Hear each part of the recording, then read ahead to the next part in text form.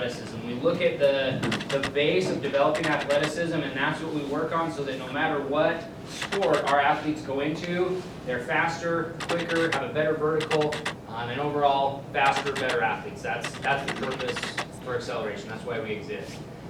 We use scientifically proven protocols that have been around just over 25 years, proven in exercise physiology labs. So a lot of things, I guess none of the things we do here are theoretical. They're things that have been proven to improve speed, help the body adapt physically and neurologically to the things that they need to do to be able to perform better in whatever sport they play. So that's a quick little background on us here at Acceleration. I just wanted to give a couple little things before we start here. One is, for those who aren't really familiar with what we do, we have a quick commercial that explains a lot better than what I can what we do. So I'm going to show that, and then I'll just explain a couple things going on if this looks like something that you guys want to do as far as training, whether it's a son or daughter or you as an athlete. So I'll start that real quick, and we'll go from there.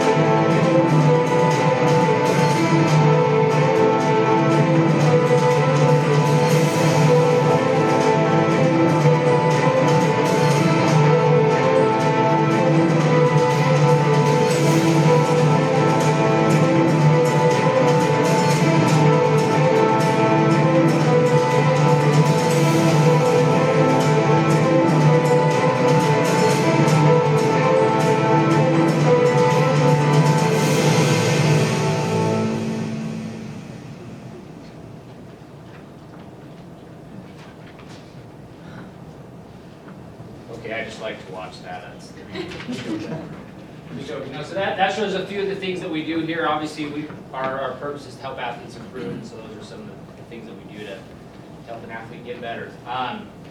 So if this is something, if one, you've done acceleration before and you want to do it again, or you've never done it and maybe want to get an introduction to it or try it, there's a couple things that we do at the end of the year that are pretty much the only promotions we do throughout the year. We do a couple others, but these are the main ones. So most of you guys know a full program is 22 sessions. They're an hour long, and we recommend 2 to 3 times a week to come.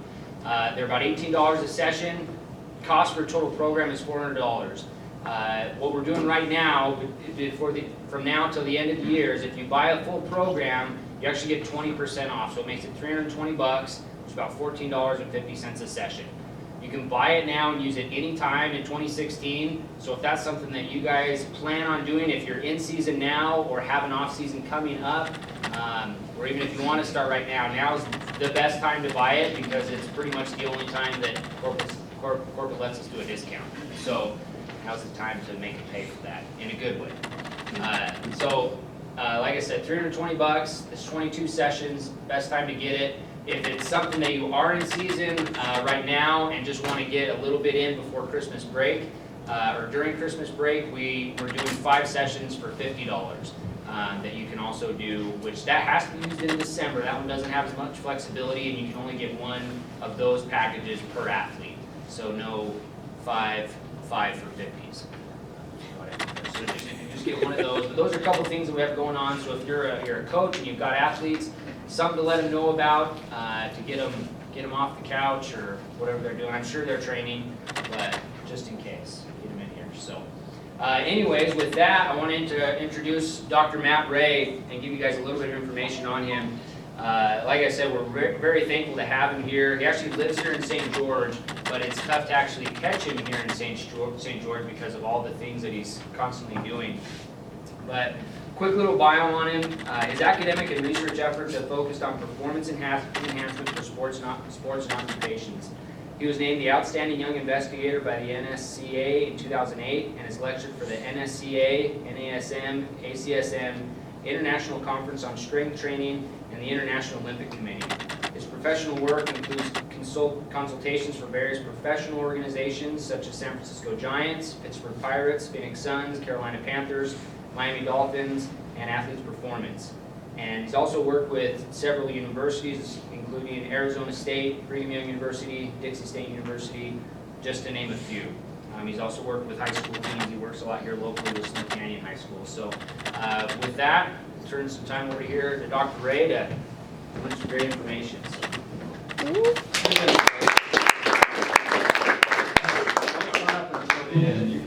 might want to wait on that.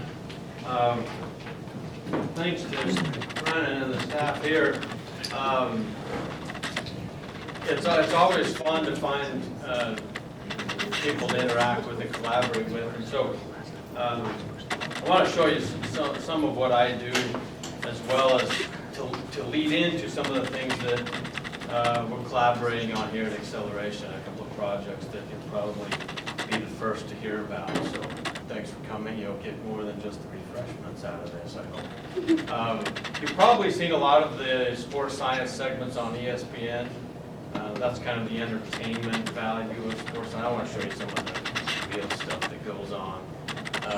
Some of the things that I've been working on, and kind of give you an idea of where sports science is really taking athlete preparation, physiological priming, different methods that we use to help our athletes to perform at their best. Then I'll jump into some speed stuff where that kind of leads. So if you'll indulge for a few minutes, I will start with my first experience in sports science was actually with the Phoenix Suns back in 2007, 2008, somewhere in there.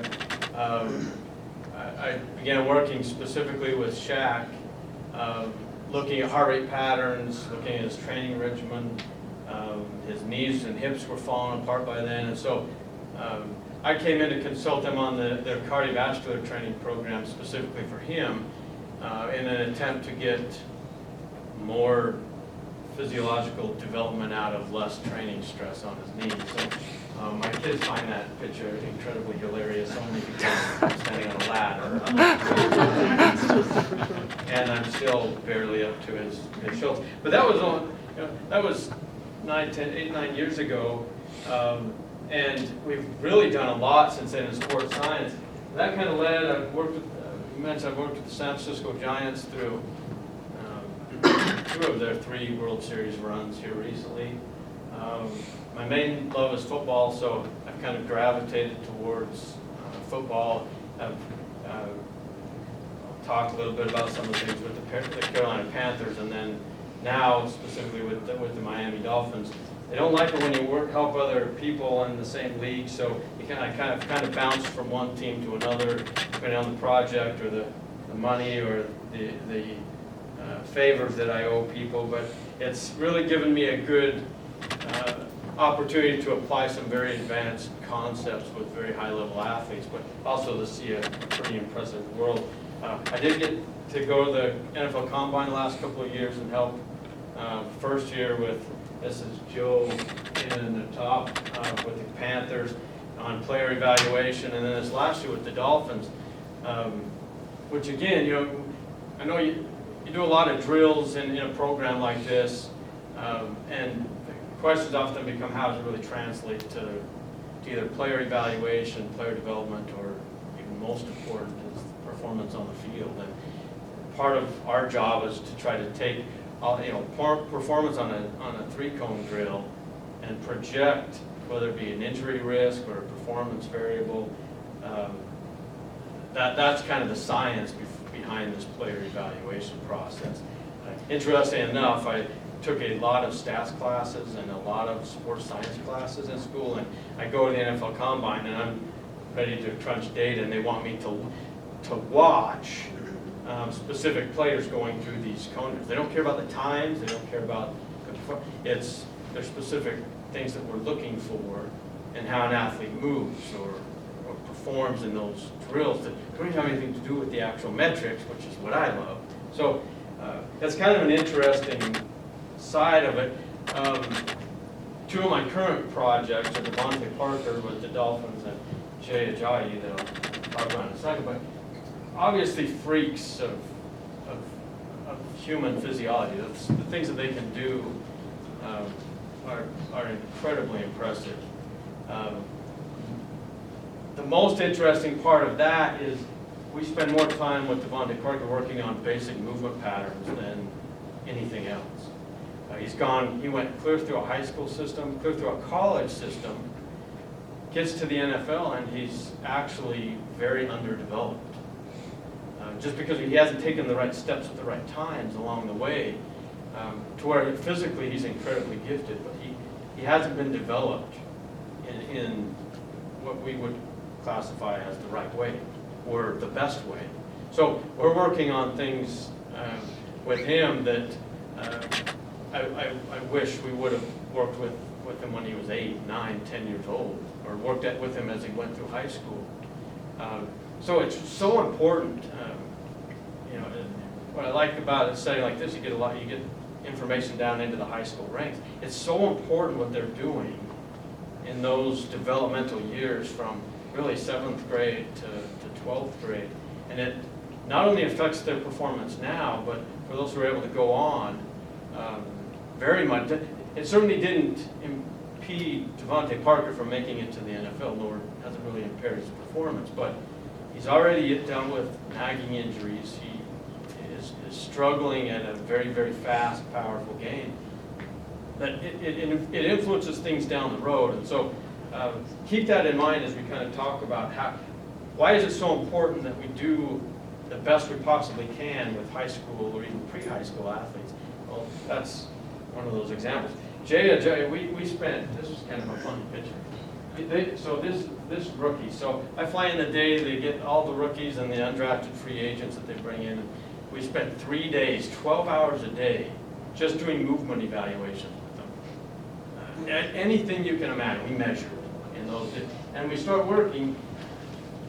This Jay, if you're not familiar, he's incredibly well built. He's an incredible athlete from Boise State. But being able to stabilize your body and hold your shoe on your fist is actually it's one of our measurement techniques. It took us 3 hours to get these guys in. Prime physical athletes to be able to hold their shoe in a specific position on the ground. Again, it's just speaking to the fact that sometimes just because the athletes are elite or incredibly successful doesn't necessarily mean that their bodies have been developed the right way. And that's a common flaw that I see. We've probably all done it. Jump on the internet, find out what so-and-so is doing in his train or her training regimen. Right, you print it off, you're like, yeah, I got the secrets. Right? Not always the best way. Generally not a good recommendation, especially for younger athletes. But keep in mind that genetically they're incredibly gifted. And for most of our athletes, it's just not the case. And so it's even more important that we do good things with them while we have. Then, this is one of my favorite pictures, that's Ndamukong Suh. The other side of my job is getting grizzled veterans who just signed a $100 million contract to get off the training table and actually go and practice. He's sitting there. I think I have I'm going to take that. But that's where our sports science table is, so that's where we gather. We're collecting data. So a lot of the veterans like to wander over and pretend like they're really interested in sports science and they're just trying to get out of doing special teams work. So all you coaches in here, that never goes away. So cut him some slack. I didn't say a word to him, by the way. He's one of the scariest people I've ever met. I didn't say a word to him. I do have some, one of the cool things about living here, and one of the things that drew me to St. George is the good weather, especially in the January, February, March months. Through connections with different agents and circles of athletes, I have a lot of guys that want some help as they prepare for their pro day or for the NFL Combine. So it's actually been nice the last few years. We've had number of guys come down for a few months right before their pro days or the combine and train down here. One who's one of my favorite athletes of all time, not just because he's the fastest one I've ever worked with, but really good kids. Joe Hill was here last year. Just to kind of give you an idea, I'm going to show you some data on his muscle activation in a bit, but just to kind of show you how elite some of these guys are, but how we can still improve their performance. He got here on February 1st of last year, and I laser timed him at 4.39. So already incredibly fast. Was recognized as one of the fastest college football players in the country, and rightfully so. 4 weeks later, I'm going to talk about how we did this and lead into some of the projects we're collaborating on. 4 weeks later, I laser timed him at 4.29. He went from there the next day, he ran a 4.26 at his pro day, hand time, so probably 4.27. But it already very fast. If we do the right things, we can make them even faster. So I hear a lot of, these guys they're already really fast, and so we're not going to be able to improve their speed. Well, we can. He's an example of that. One that, if you know who Mike Wallace is, he's with the Vikings now. Last year, he was with the Dolphins. We had a great time with him because he's easily the fastest guy in the NFL. His 40 time, the fastest I measured him out was 4.37. So he wasn't as fast as Joe. But on the field, he's just incredibly fast.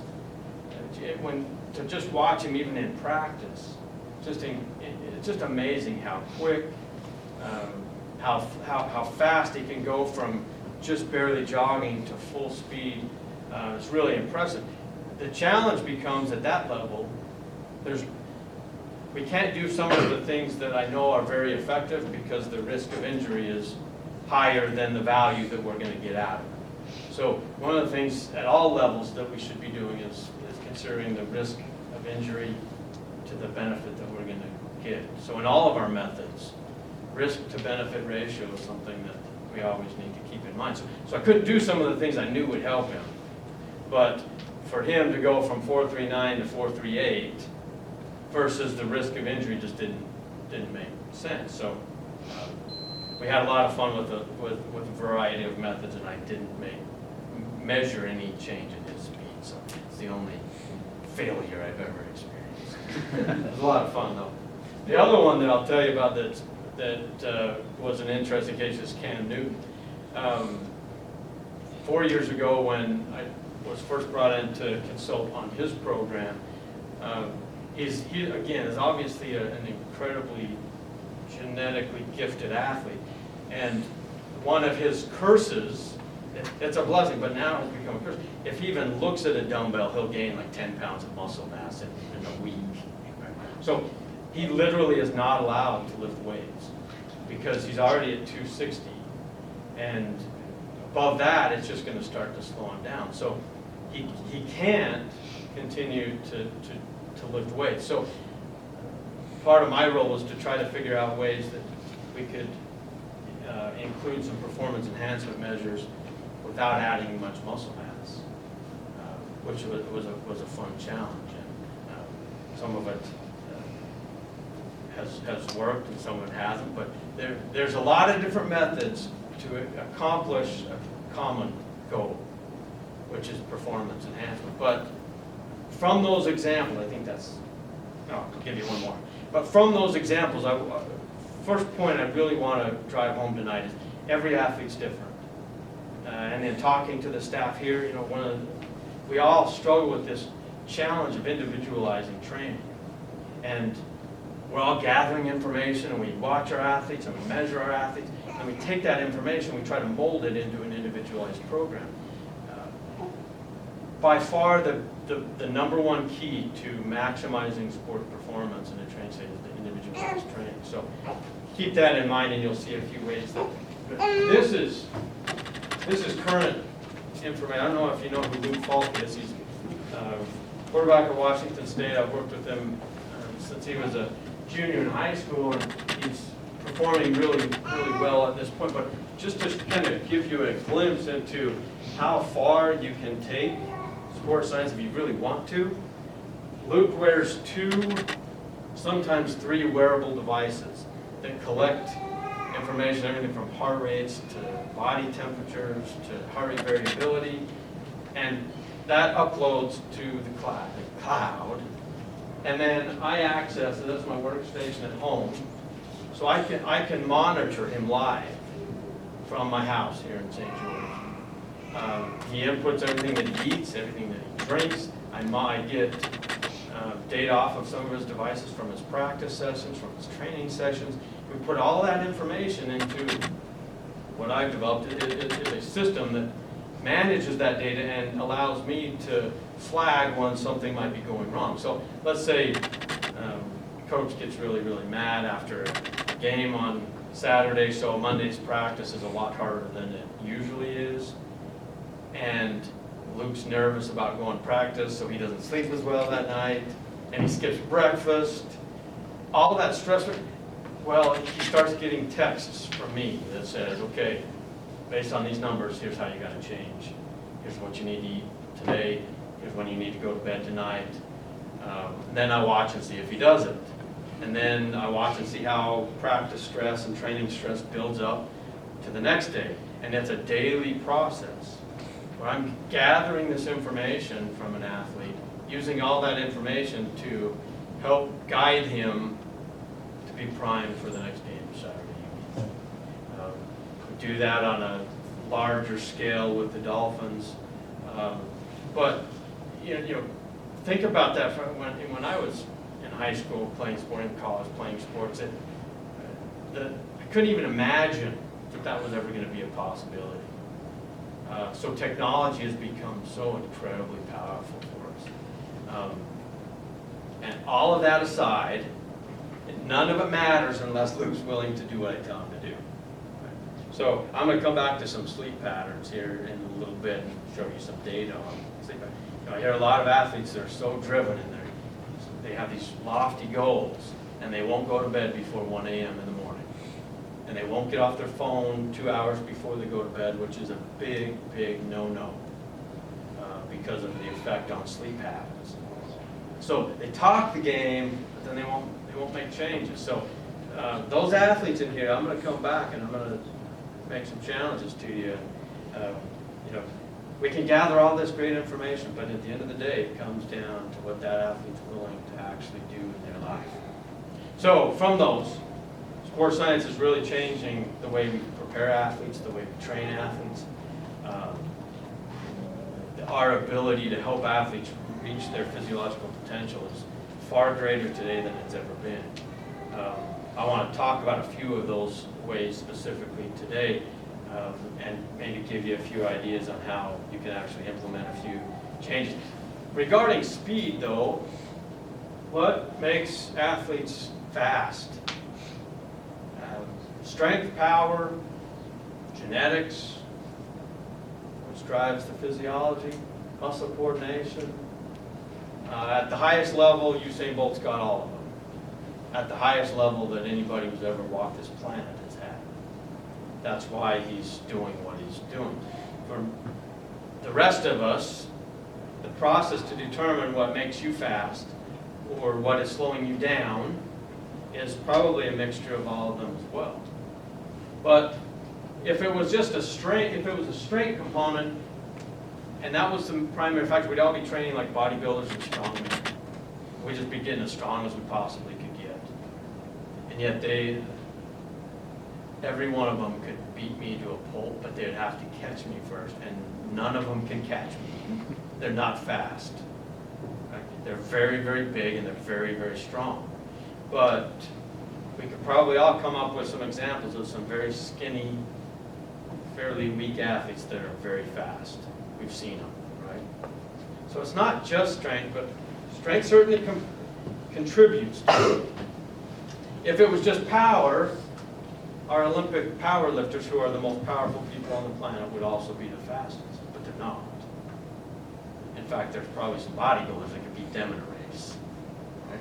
So it's not just power, although it certainly contributes. What about genetics?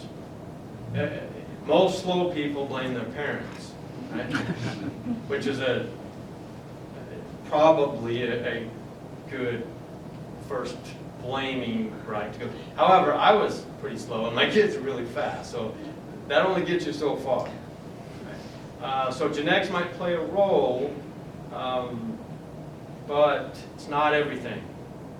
So we probably have more unanswered questions about the contributors to speed than we'd like to admit. What I want to focus on is muscle coordination, because this is the one that I think explains why some of those athletes that we all see and work with are fairly small, fairly weak, but really, really fast. There's a process that we can actually measure. And this is kind of leading into one of the projects that we're collaborating on here. We can actually put EMG sensors over muscle tissue and measure when it's activated, how much it's activated, and when it shuts off. So about 10 years ago, when I was at Arizona State doing my PhD work, they have a great track program, some very, very fast sprinters. And I talked to one of the coaches and just let me put some EMG sensors on some of the sprinters. And they'd just go run around and I'd collect data and I was like geeky guy behind the computer, getting to work with very, very fast athletes. Well, over time, I found that the fastest athletes have a very specific muscle coordination pattern. So just to kind of, I know you can't see, but each of these curves is a muscle. This is the quads, pulling forward, then the glutes kick in, then the hamstring, then the calf. That makes sense? So that's a running stride. Quads pull forward, glutes, hands, calves pull back, and then it goes over and over and over again, right? Well, really fast athletes have an activation pattern that's very similar to that. Then I would go find some slow people, right? And I'd say, okay, hey, come on, I gotta see what your muscle activation patterns look like. So just over years and years of collecting data, I come up with a template for what it's supposed to look like. Then I start finding all these flaws that, so I'll show you one. The easiest one to explain is co-contraction. You kind of have to keep this vision in mind of that perfect contraction pattern, right? Well, if the quads, easiest way to explain, co-contraction, when the quads are pulling forward, the hamstring activates too soon, or the quad doesn't shut off. Now the hamstring is pulling against the quad. Does that make sense? And it should be pretty simple. That's going to slow you down, right? You have muscles contracting on the same opposite sides at the same time. Hamstring trying to pull the leg back, the quad's trying to pull the leg forward. That creates slow athletes. It also, if your thinking cap is on, creates hamstring pulls, because the quads pretty much are always stronger than the hamstrings. So if we got them both contracting very forcefully at the same time, the weaker link's going to snap, and it usually does. And that's usually the hamstring pull. I've got very good prediction stuff off of co-contraction and hamstring pull. So it's not just a performance matter, it's definitely an injury risk. But if we can measure that, and if we can measure all the other flaws that occur in this template, then I hypothesized that I could then design a strategy to fix it. I knew what was wrong, and I knew how to fix it. Now I can start taking people, I can start making, by the way, now you start to see how Joe Hill comes here at 4.39 and leaves 4 weeks later at 4.29. When we get very, very precise with our prescription of a training program to an athlete's needs, boy, it happens very fast. And it's impressive. Well, think about this. What common exercises, I'm going to put a few of you on trial here. What do you think? Common exercises that might cause the hamstring and the quads to contract at the same time. And it is? I have to say it, because I'll say it for you. Before I show this, I want you to know how much I love the squat and the power clean. They're great exercises. I think we've become incredibly dependent on squats and power cleans, and myself included, in just about every workout. There's great value. Most of our athletes run and jump. Right?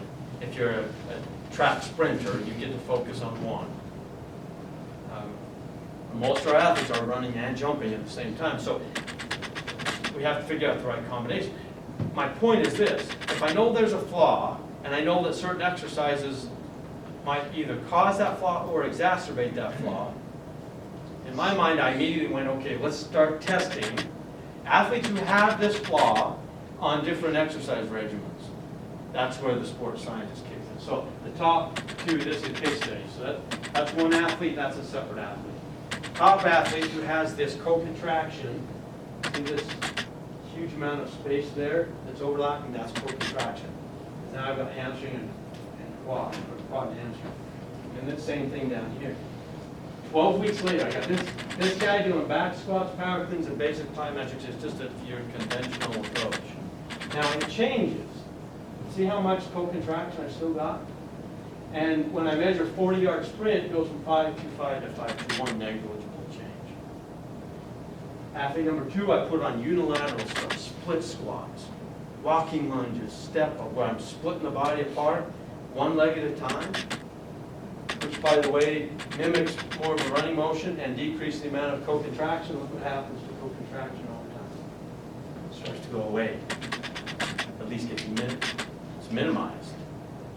And look at his time, 5.21 to 4.84. Minimizing co-contraction, those muscles with a specific strategy resulted in much greater improvements. Okay? Keep that in mind. Here's Joe's data. So when Joe came in, remember, he's already really fast. So I didn't suspect that we were going to find a lot wrong, or he wouldn't be running that fast.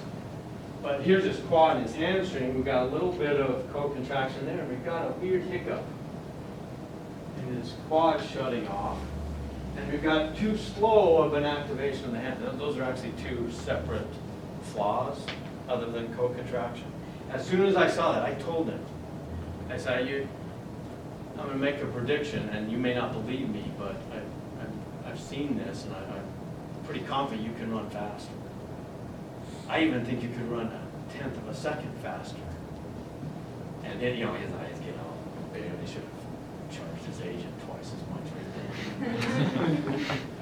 Or I should have charged his agent twice as much when he texted me from Pro Day saying, hey, he just ran over 1/10 of a second faster. 4 weeks later, look at that. So there's very, very strategic things we can do to address these flaws in muscle coordination. Now, I don't want you to forget about building strength, and I don't want you to forget about building power. I don't want you to forget about flexibility. I don't want you to forget about, because those are all part of that. Remember I said, Vontae Parker, it would have been nice if he had progressed through a very good development process.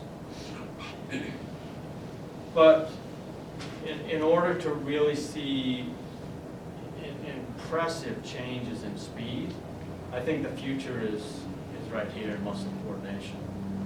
So one of the cool, exciting things that I'm happy to be partnering with Acceleration on is getting an EMG machine in here and doing some testing on athletes and looking at different strategies. If we can identify an individual flaw and a coordination pattern, pair a training program specific to that, we're going to see some impressive things come out of it. So that's kind of one of those exciting. Here's another justification for this. This is a certain teenage athlete who lives under my roof, and so he has to do whatever I say. And unfortunately, I have 5 sons, so they all have to do whatever I say to them. And I got this great cohort in my house ranging from 8 to 18. So I get to do a lot of experimental design as well. Well, over time, just as an example, to make another point, January of 2014, he's already running sub 5 seconds in the 40. So it wasn't slow, but his muscle activation pattern was a little embarrassing for his sports scientist dad. But instead of dropping him off at the homeless shelter, I decided I would put him on a specific training program that I thought might fix the activation pattern. 6 months later, June of 2014, we've cut 0.2 of a second off, starting to look better, right? Still not right. But here's an activation issue with the slope of the line. We've got a lot of co-contraction, and we got muscles not shutting off like they're supposed to.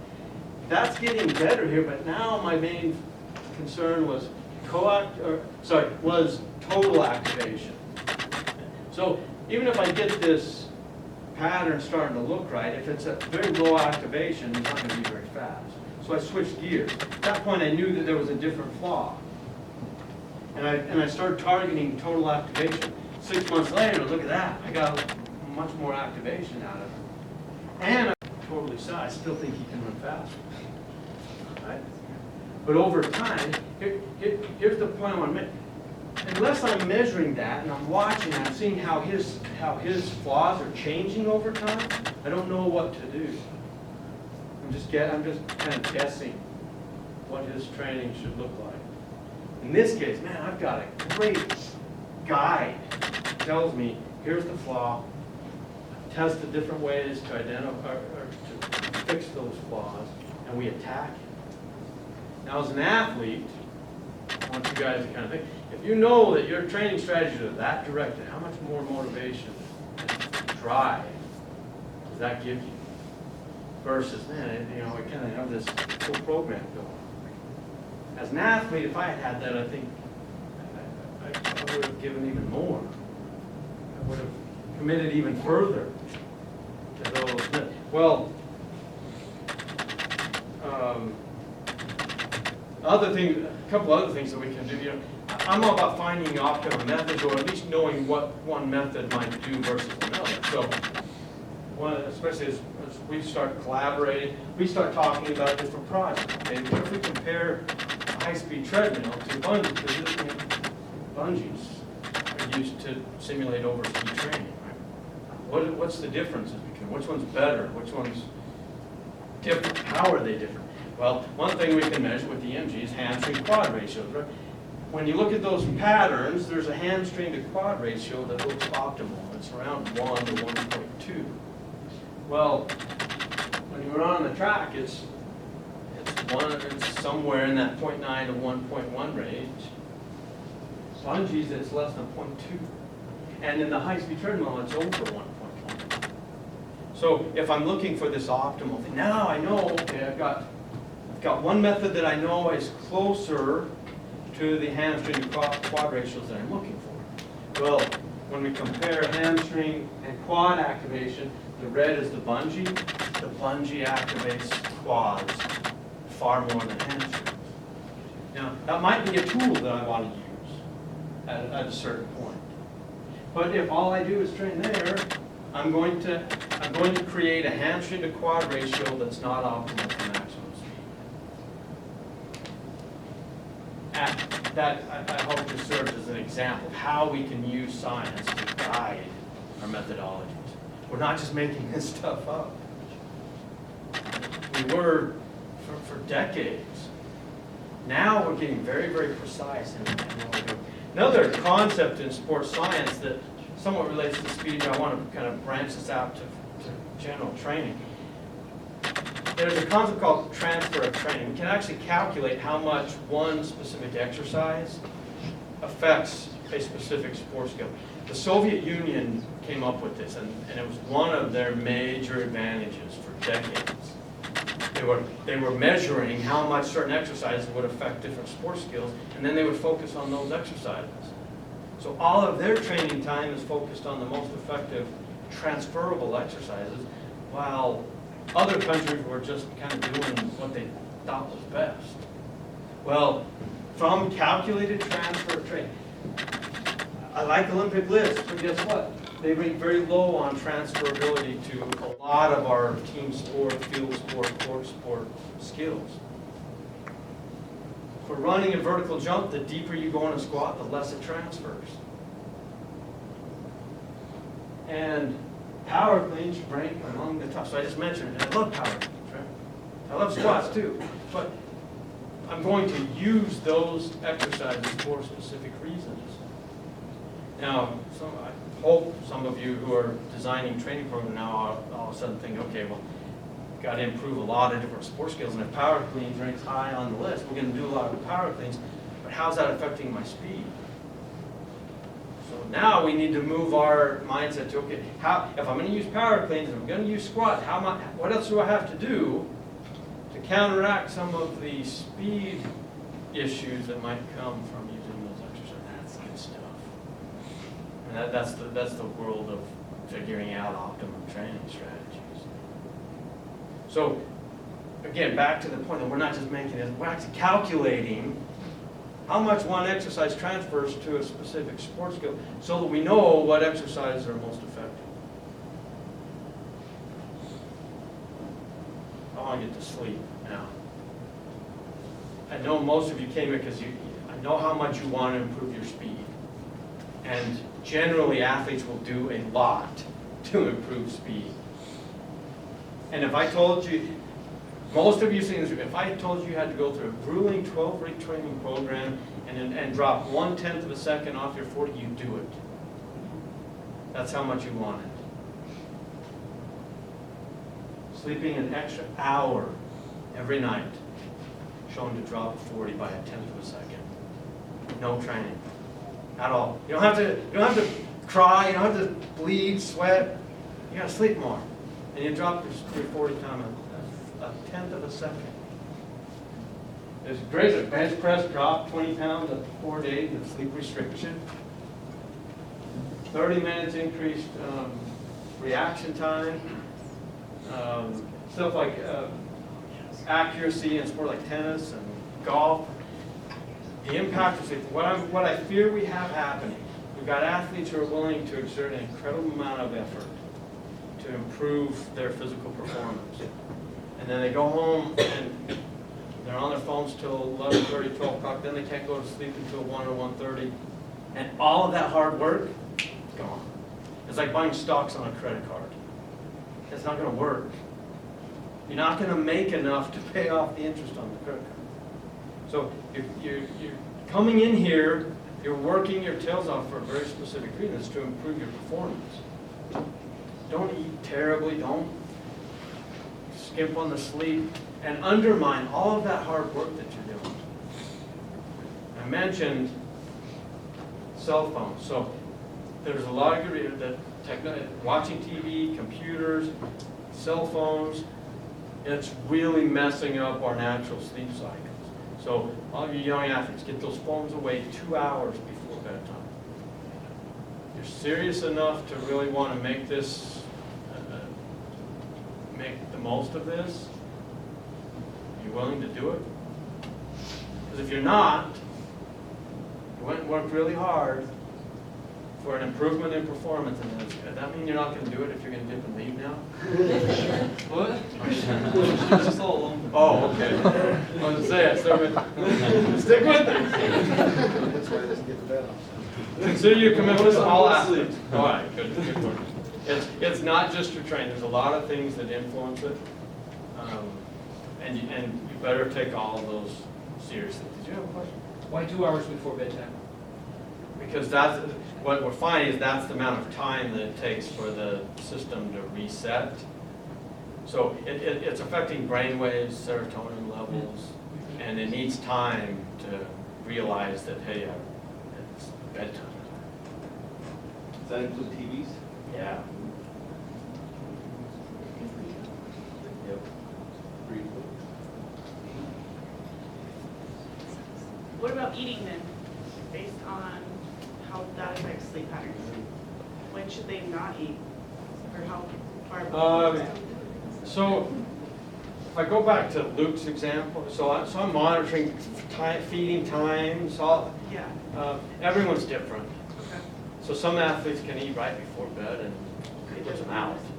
Others, anything gets in their stomach and it bothers them for hours. So it's very different.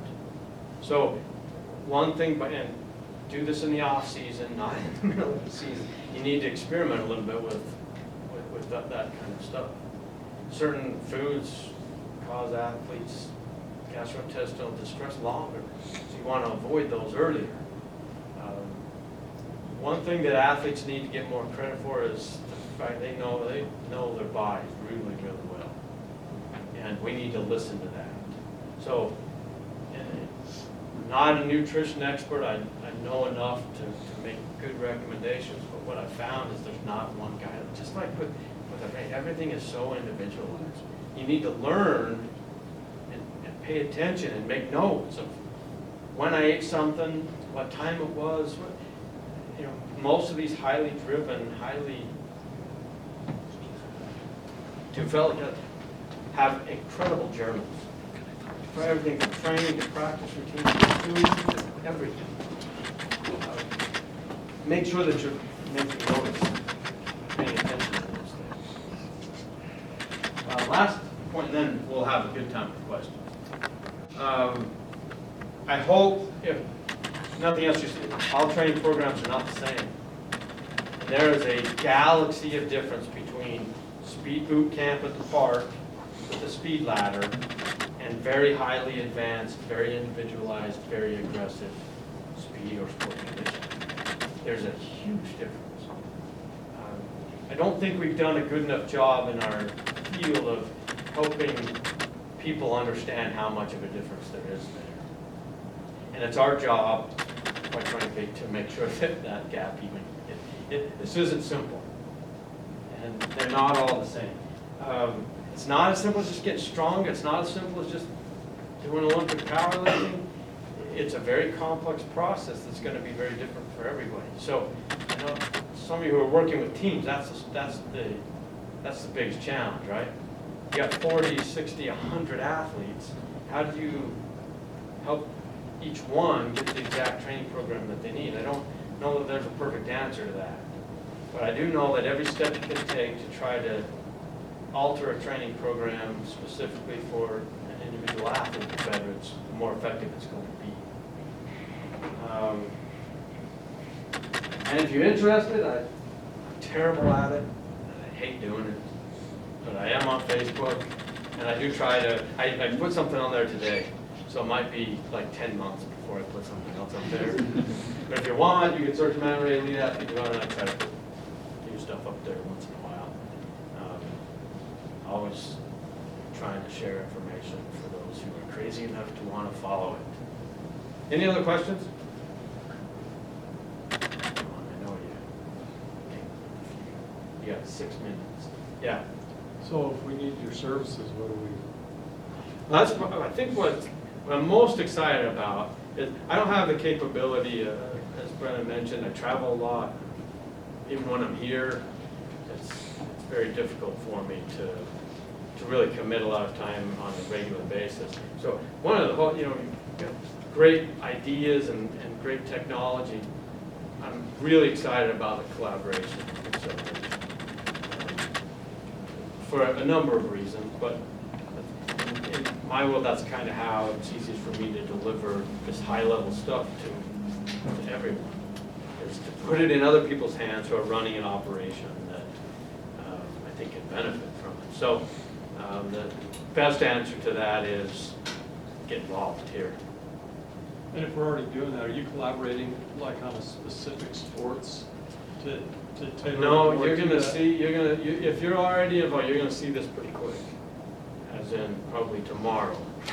We're waiting for the ultimate go-ahead with the first set of data collection that we're going to do that involves the EMG stuff.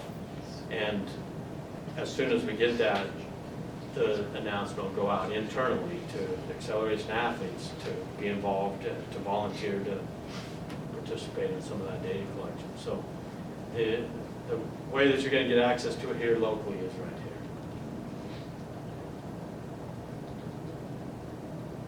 That was a good plug.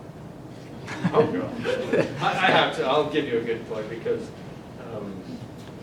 I interact with a lot of coaches, a lot of trainers, and I hate to say that a lot of times it's not fun, it's not productive, it's not and I've really enjoyed the interaction, the level of knowledge and thought process that goes into this operation is very, very good here.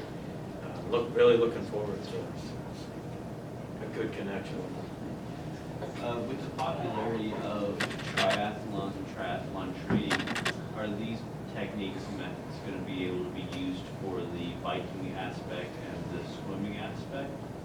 Yeah, they actually had a great comment. We were in a discussion yesterday about that, using EMG to measure different coordination patterns for different athletes, including cyclists. So, do you mind if I tell them about your coordination pattern? Oh, me? Yeah. Yeah, go ahead. The difference between a sprinter and an endurance athlete, there's a different activation pattern.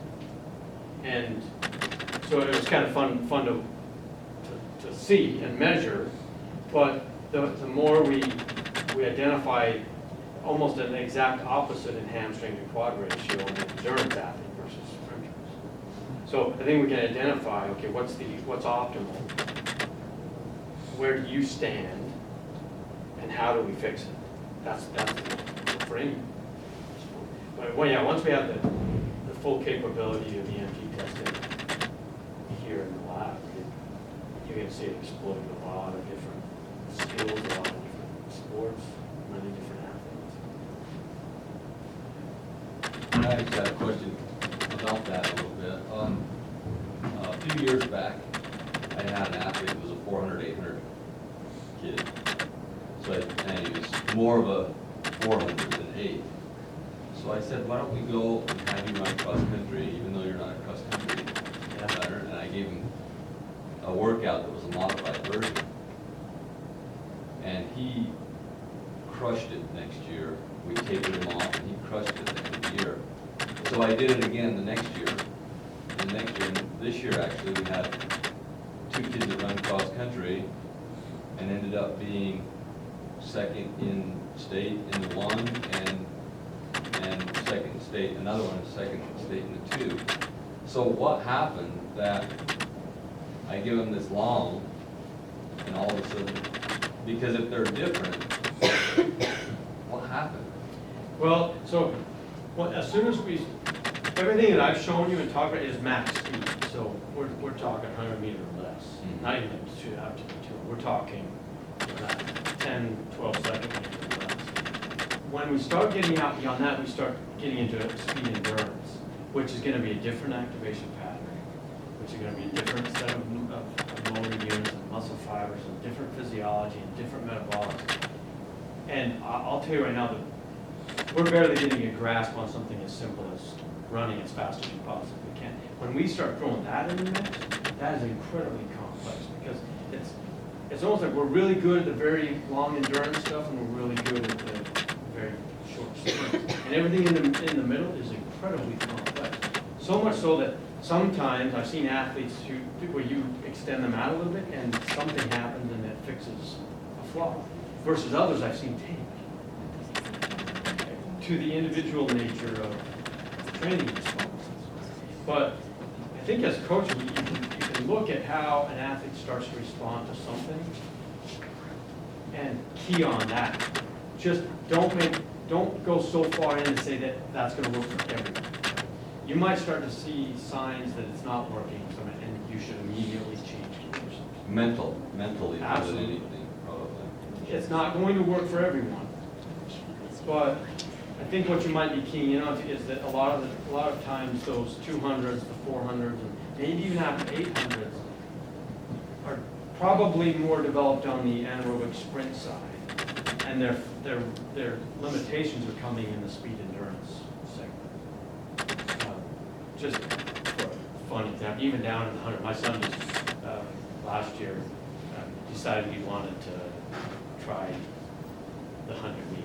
Never even run a race. So came out to a track meet, ran. He was ahead by 5 yards, 5 meters at the 40, 50 meter, and then everyone just blew right past him.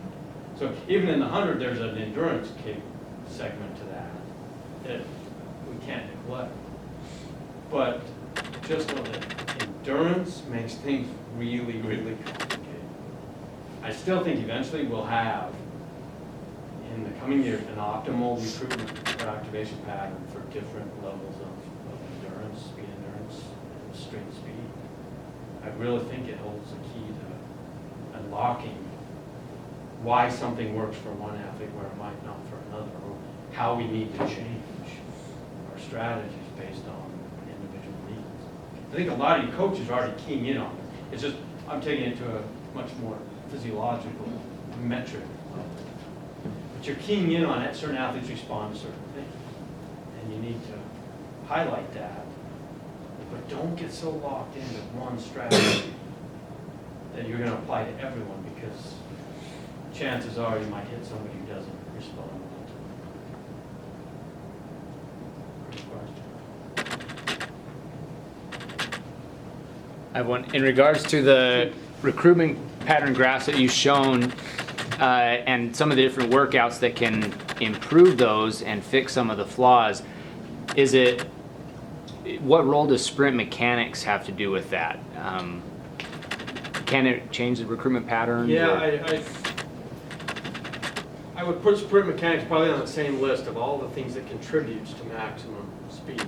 The challenge with sprint mechanics, they transfer very, very well to track sprinting. But you saw one of my sons was the fastest of them, had terrible sprint. I mean, you wouldn't classify him as great sprint mechanics at all. Right. Now, you might be able to improve his track sprinting, but his football sprinting, I purposely left those alone because his running mechanics, which is a shorter stride, not nearly as high of a knee drive, shorter, compact, is perfect for football. The quickness aspect of football needs one of those. Now, if we could develop the ability to change sprint mechanics within a certain, when he gets in the open field and he's running, then those type of sprint mechanics would help him. But how much it hurts or helps, I think it's worth our efforts to improve. But I've seen some very, very fast athletes with some terrible sprint mechanics. That tells me that it's not necessarily a necessity, although we should be focusing on being as efficient and effective as possible. Cool. But how it changes the measurement of an EMG pattern, it doesn't. Okay. Not, at least not to the level that the machine's going to pick up on. You can visually see changes in mechanics before I can see them change on the EMG. It's picking up something different. I see. If that makes sense. Yeah. Cool. Yeah. Bob, how do you think the body changes the recruitment pattern by training? I believe that the brain controls everything. And the brain is sophisticated enough to know in microseconds how to shut that quad off better, or how to activate that hamstring faster. It is incredibly precise. It's amazing. Studying neurology is incredibly intimidating, incredibly enjoyable. What the brain picks up on, how much it differs in just its response to one exercise versus another. Is amazing. So it's all controlled by the brain. The brain knows how to alter the recruitment pattern to make it more effective, or how it adapts to certain exercise stimulus to change. It's really, really close. I have a feeling we might see something in here. I'm glad you came. I hope it was